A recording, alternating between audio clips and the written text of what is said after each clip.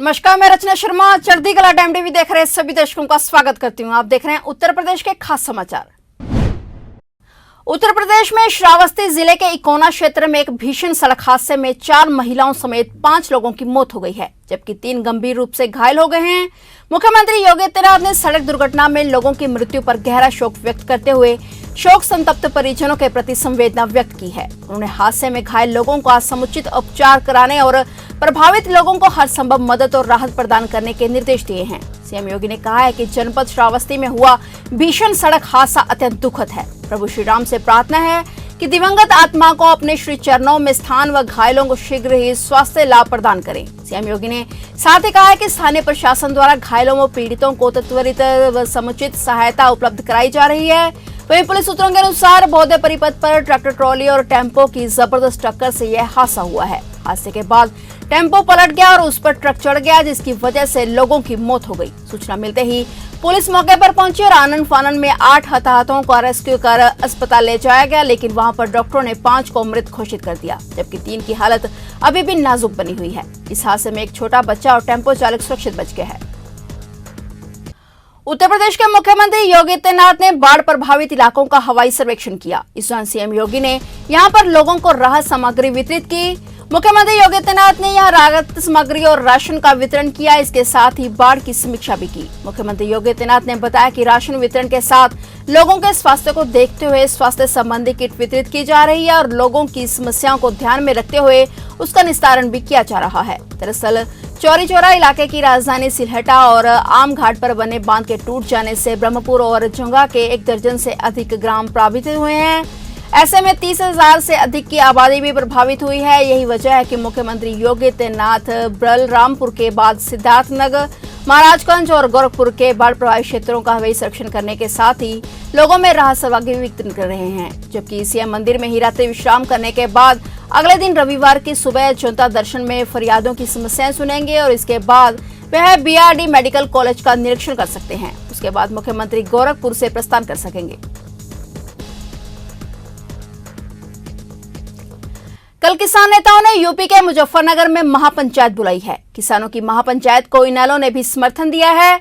इसी को लेकर इनेलो ने 5 सितंबर के सभी कार्यक्रम रद्द कर दिए हैं। भारतीय किसान यूनियन के महासचिव धर्मेंद्र मलिक के मुताबिक मुजफ्फरनगर की महापंचायत इतिहास की अब तक की सबसे बड़ी किसान महापंचायत होगी। यह पंचायत कृषि कानूनों के विरोध में चल रहे आंदोलन व संयुक्त किसान मोर्चा के मिशन यूपी की दिशा तय करेगी। उन्होंने कहा कि सरकार ने अगर कृषि कानूनों को रद्द नहीं किया व एमएसपी पर गारंटी का कानून नहीं बनाया तो मोर्चा यूपी समेत अन्य राज्यों में भी महापंचायत के माध्यम से आंदोलन तेज करेगा। वहीं केंद्रीय कृषि कानूनों के विरोध में मुजफ्फरनगर में रविवार 5 सितंबर को होने वाली किसानों की महापंचायत को लेकर सरकार से लेकर स्थानीय प्रशासन तक इस पर नजर है और यही वजह है कि प्रशासन ने महापंचायत से पहले निगरानी के पुख्ता इंतजाम किए हैं। प्रशासन ने 1000 से अधिक कर्मियों वाली पीएससी की 8 कंपनियों और इसके अलावा मेरठ क्षेत्र के सभी जिलों के लगभग 1000 से अधिक पुलिस कर्मियों को तैनात किया है। जिस जगह महापंचायत हो रही है उसके अलावा शहर के अन्य इलाकों में भी सुरक्षा बल की तैनाती की गई है। सुरक्षा के लिहाज से मुजफ्फरनगर के सभी चौराहों पर सीसीटीवी लगाए गए हैं। भारतीय किसान संघ द्वारा आहूत और केंद्र के नए कृषि कानूनों की मुखाफलत कर रहे कई संगठनों द्वारा समर्थित किसान महापंचायत मुजफ्फरनगर के राजकीय इंटर कॉलेज मैदान में आयोजित की जाएगी। आयोजकों ने दावा किया है कि यह महापंचायत एक संस्थान पर किसानों की अब तक की सबसे बड़ी सभा होगी। यहाँ वे उत्तर प्रदेश और उत्तराखंड विधानसभा चुनावों में भाजपा की हार सुनिश्चित करने के लिए पश्चिम बंगाल मॉडल को पुनर्जीवित करने की रणनीति तैयार करेंगे। सभी स्थानीय खापा और किसान संघों के अलावा सभी गैर भाजपा दलों ने महापंचायत को अपना समर्थन दिया है। राष्ट्रीय लोक दल ने दावा किया है कि वह मुजफ्फरनगर में कम से कम 10,000 किसानों के ठहरने की व्यवस्था करेगा।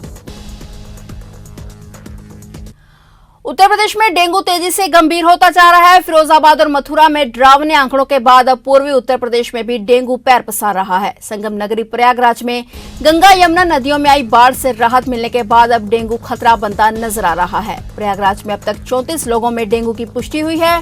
शहरी क्षेत्र में 22 और ग्रामीण क्षेत्र में डेंगू के 12 मरीज मिले हैं। इनमें से 1 दर्जन से ज्यादा मरीज अब तक स्वास्थ्य होकर डिस्चार्ज हो चुके हैं, जबकि बाकी डेंगू संक्रमित मरीजों का अलग अलग सरकारी और निजी अस्पतालों में इलाज चल रहा है। एडिशनल सीएमओ सतेंद्र राय के मुताबिक अस्पतालों में डेंगू के मरीजों के इलाज के लिए आइसोलेशन वार्ड बनाए गए हैं और दवाइयों का भी पूरा इंतजाम है। इसके साथ ही प्लेटलेट्स की भी जरूरत पड़ने पर ब्लड बैंक को तैयार रहने को कहा गया है। उनके मुताबिक डेंगू के संक्रमण के बारे में लोगों को जागरूक भी किया जा रहा है। सरकारी रिपोर्ट के मुताबिक राज्य में डेंगू के 497 मामले सामने आ चुके हैं, जिनमें से 409 मामलों में डेंगू की पुष्टि हो चुकी है। बाकी में 66 मामले संदिग्ध हैं और 22 मामलों में बुखार के कारण को लेकर स्थिति स्पष्ट नहीं हुई है। मथुरा, फिरोजाबाद, वाराणसी, लखनऊ, कानपुर, बस्ती, मेरठ जैसे जिलों के बाद अब प्रयागराज में डेंगू के कई मरीजों के सामने आने से चिंता बढ़ रही है। लेकिन प्रयागराज के सीएमओ दफ्तर के विशेषज्ञ कह रहे हैं कि ये हर मौसम में होने वाला संक्रमण है।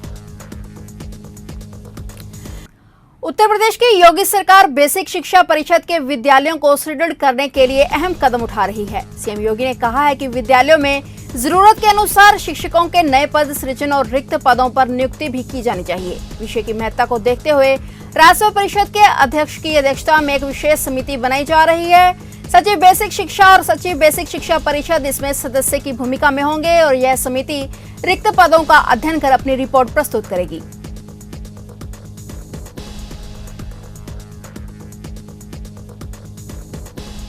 उत्तर प्रदेश के गन्ना किसानों को जल्द ही बड़ी सौगात मिल सकती है। चुनाव से पहले योगी सरकार गन्ने की कीमतों में बढ़ोतरी कर सकती है। यूपी के गन्ना मंत्री सुरेश राणा ने एक प्रेस कॉन्फ्रेंस में कहा है कि उनकी सरकार गन्ने का राज्य परामर्श मूल्य एसपी बढ़ाएगी और इसके लिए अधिकारियों की बैठक भी हो चुकी है। प्रदेश में अभी गन्ने का मूल्य अलग अलग वैरायटी के लिए 325 रुपए क्विंटल तक का है। मौजूदा प्रदेश सरकार की तारीफ करते हुए गन्ना मंत्री सुरेश राणा ने कहा कि पिछले 4 साल में अब तक गन्ना किसानों को 1,42,311 करोड़ रुपए का भुगतान हुआ है। इस वर्ष भी अब तक 84% भुगतान हो चुका है। पिछले 15 सालों में 3 सितंबर तक कभी भी 84% भुगतान नहीं हुआ है। उन्होंने आगे बताया कि गन्ना किसानों को 2016-2017 में 14,998 करोड़ रुपए का भुगतान हुआ था और इसके बाद जब हमारी सरकार आई तो हमने भुगतान बढ़ाया और 2017-2018 में 35,443 करोड़ रुपए का भुगतान गन्ना किसानों को किया गया। बता दें कि केंद्र सरकार कुछ दिन पहले ही गन्ने की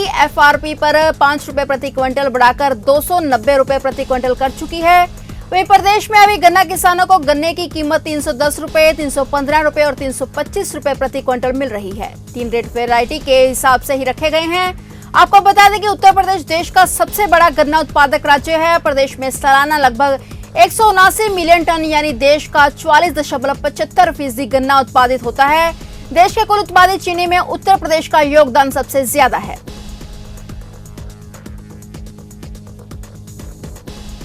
फिलहाल उत्तर प्रदेश के खास समाचारों में इतना ही। तब तक के लिए देखते रहिए चढ़ती कला टाइम टीवी और मुझे दीजिए इजाजत। धन्यवाद।